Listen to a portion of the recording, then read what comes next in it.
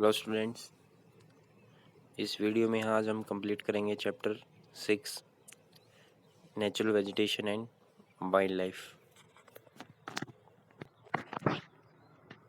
तो देखिए, हमारा जो सेक्शन चल रहा था फॉरेस्ट वाला, उसको आज हम कंप्लीट करेंगे। और जो 3 कैटेगरीज थी नेचुरल वेजिटेशन की, फॉरेस्ट, ग्रासलैंड एंड जो शब्स है, इसको आज हम कंप्लीट कर लेंगे। सबसे पहला टॉपिक है आज हमारा Mediterranean vegetation.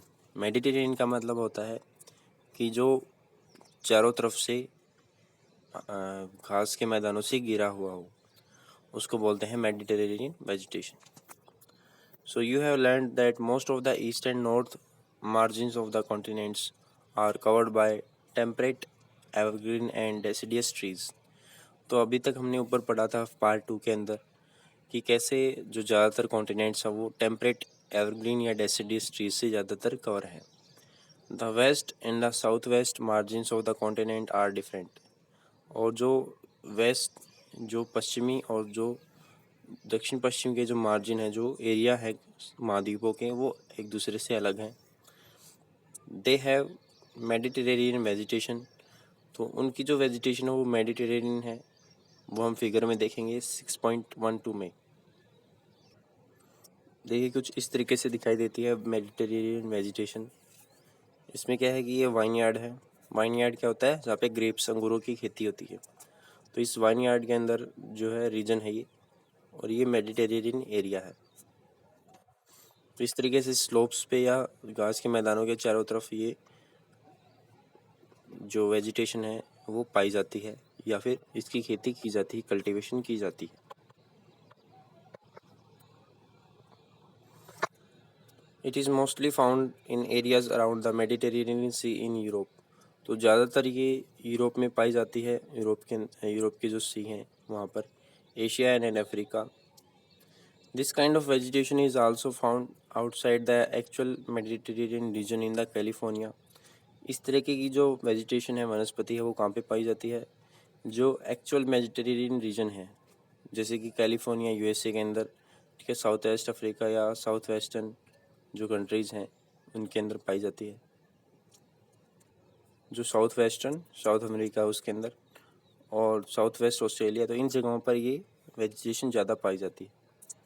These regions are marked for hot, dry summers and mild, rainy winters।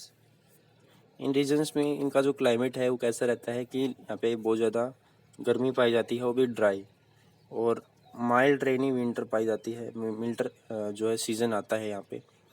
Citrus fruit कौन से होते हैं? जो खट्टे फ्रूट होते हैं खाने के लिए, जैसे कि ऑरेंज है, फिग है, ओलिव्स हैं एंड ग्रेप्स।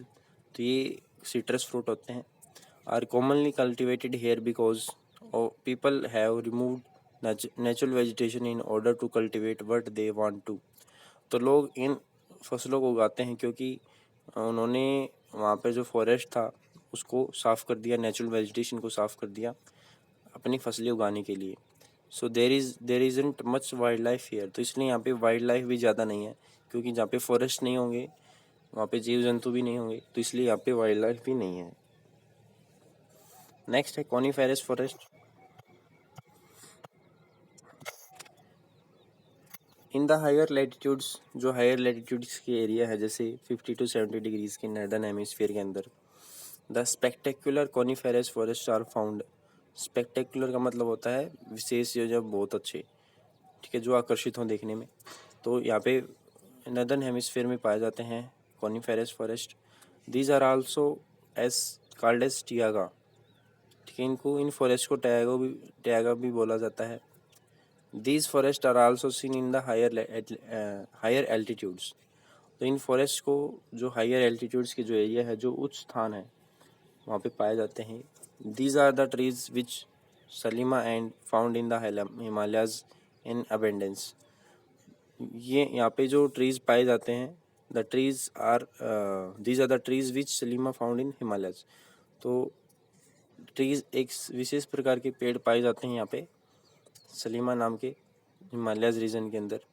दे आर टाल, लंबे होते हैं। सॉफ्ट वुड एवरग्रीन ट्रीज होते हैं, ठीक है, नरम लकड़ी के हमेशा सदाबहार रहने वाले पेड़ रहते हैं। The wood of this trees are very useful for making pulp, which is used for making furniture, manufacturing paper. देखिए, पेपर बनाने से पहले वुड पल्प तैयार किया जाता है। वुड पल्प क्या होता है? एक सॉफ्ट मटेरियल होता है जिसको इतना सॉफ्ट कर दिया जाता है कि उससे पेपर बनाया जाता है। तो पल्प बनाते हैं पहले तो, और फिर उससे मैंने पेपर बनाते हैं। एंड न्यूज़ प्रिंट, जो न्यूज़ के जो पेपर आता है वो भी। और क्या यूज़ है देखिए कोनिफेरस फॉरेस्ट के ट्रीज़ का। Match boxes and packing boxes are also made from softwood. जो मैच बॉक्स होती हैं, माचिस होती है, या फिर पैकिंग बॉक्स होते हैं सामान को पैक करने वाले, उसमें भी सॉफ्टवुड का यूज़ किया जाता है। Cheap, pine, cedar are the important variety of this trees, this forest. So कुछ इम्पोर्टेंट वैरायटी है, जैसे चीड़ है, पाइन है, सिदार है। ये महत्वपूर्ण पेड़ यहाँ पे पाए जाते हैं इस रीजन के अंदर, हिमालय रीजन के अंदर। Silver fox, mink, polar bear are the common animals. जहाँ पे जो पोलर रीजन्स है वहाँ पे पोलर बियर पाए जाते हैं, मिंक, सिल्वर फॉक्स। जहाँ पे कोनिफेरस ट्रीज पाए जाते हैं। एनिमल्स जो यहाँ पे जो मैक्सिममली पाए जाते हैं, silver fox, mink and polar bear. अभी हम पढ़ेंगे ग्रासलैंड्स के बारे में। हमारा जो फॉरेस्ट का सेक्शन है वो कंप्लीट हो गया। सबसे पहला टॉपिक है इसके अंदर tropical grasslands. These occur on either side of the equator and extended till the tropics.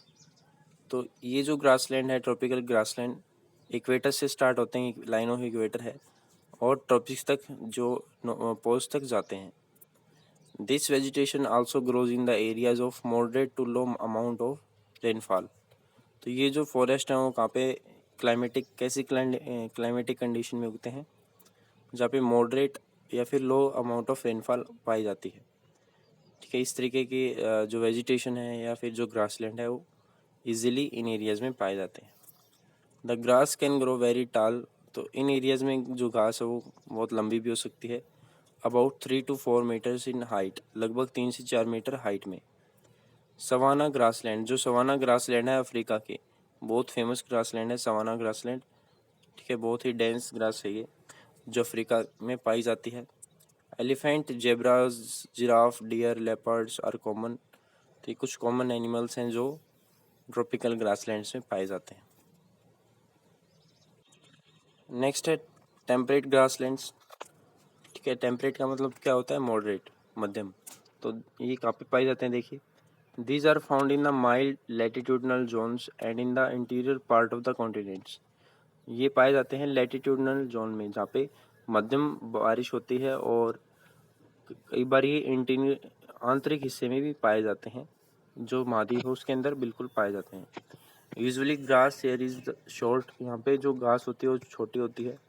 And nutritious मतलब पौष्टिक होती है जानवरों के लिए। Wild buffaloes, बाइसन्स, antelopes. ठीक है, जंगली भैंस या बाइसन या फिर एंटीलोप्स जो हिरन है वो इस रीजन में पाए जाते हैं। नेक्स्ट है हमारा लास्ट टॉपिक जो है थॉर्नी बुशेस। ठीक है, थॉर्नी बुशेस जो हमारा थर्ड सेक्शन था नेचुरल वेजिटेशन के लिए। देखिए, these are found in the dry desert like regions. तो ये डेजर्ट लाइक रीजन्स में पाए जाते हैं, जहाँ पे बिल्कुल ड्राई सीजन रहता है पूरे साल। Tropical deserts are located in on the western margins of the continents. जो ट्रॉपिकल डेजर्ट्स होते हैं, जो उष्ण डेजर्ट होते हैं, वो पश्चिमी भागों में ज़्यादा पाए जाते हैं महाद्वीपों के। The vegetation cover is scarce here because of scanty of rain and scorching heat. Vegetation जो कवर है वो बहुत ही कम है। स्कार्स का मतलब क्या होता है? कम, और स्कैंटी का मतलब भी बहुत कम होना। ठीक है, इन दोनों का मतलब सेम है। और स्कॉर्चिंग का मतलब होता है झुलसा देने वाली गर्मी। So identify the desert region in the world map.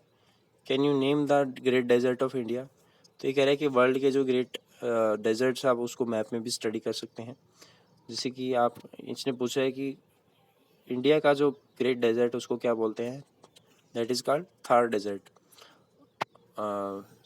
Sorry, Sahara desert जो है वो वर्ल्ड का सबसे बड़ा डेजर्ट है, और इंडिया का डेजर्ट है Thar desert. Name some of the common animals of the desert which you have learned earlier. तो हमने कुछ कॉमन एनिमल्स भी देखने को मिलते हैं हमें, जो हमने पढ़े थे ऊपर। If you reach the polar region, जब आप पोलर रीजन में जाएंगे, you will find a place extremely cold. तो वो जो जगह मिलेगी आपको बहुत ही ठंडी मिलेगी, वो एक तरीके का कोल्ड डेजर्ट हो जाएगा। The growth of the natural vegetation is very limited here. जो प्राकृतिक वनस्पति हैं वो यहाँ पे बहुत ही कम पाई जाती है।